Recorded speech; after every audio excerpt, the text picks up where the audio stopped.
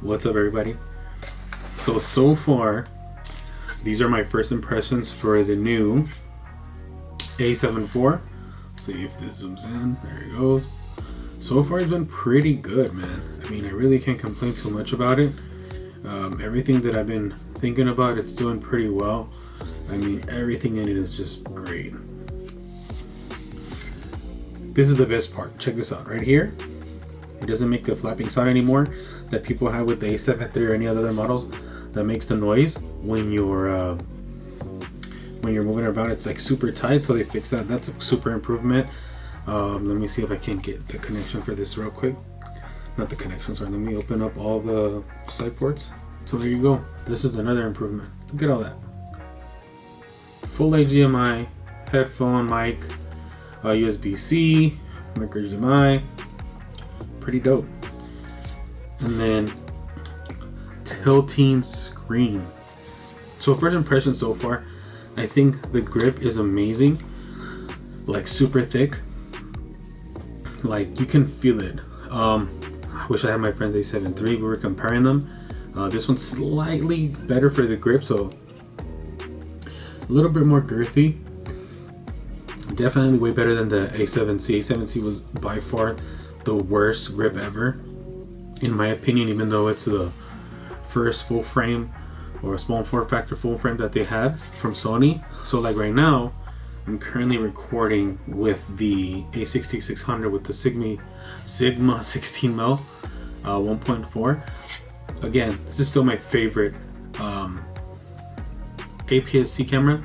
My favorite. It's, I don't want to say it's better than this one as far as like how I feel about it, but this one I feel like I gotta use it for professional stuff, or maybe because I just got it, I value it too much that I don't want to use it for the typical things that I would normally record. Where this one right now, when I use the A6600, I mean, it's pocket size. I feel better traveling with it, I guess, and just doing all the normal stuff that I was doing. I originally got the APS-C one, or this A6600 for video. So this one, I would say it's gonna be better for everything overall. I watched a ton of reviews. The main reason why I got this one was because of the tilting screen over everything. Just because I have back surgeries and I'm tired of going all the way down and, you know, just trying to see where I'm at and all that. But, you know, let me see if I can turn this on. Boom. So, and then pair this camera with the Tamron 28-75 G2 version. It's pretty dope. Sorry if I keep looking up, but I'm looking up at the screen instead of looking at the lens. But yeah, overall, first unboxing and impressions from this camera.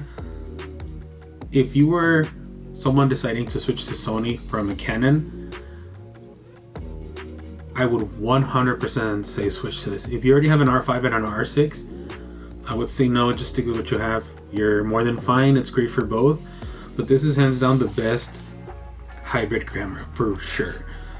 I mean, you still get your 2 slots, your 2 memory card slots, and you're still going to get the express one, the option for the CF express one. So that's cool. You're getting some water.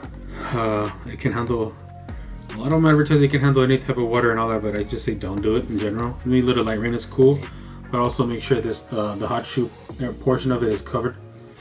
But overall, it's great. It's grippier. They made an improvement to the actual flipping screen, so they made a little indentation so it's easier for you to pull out the screen.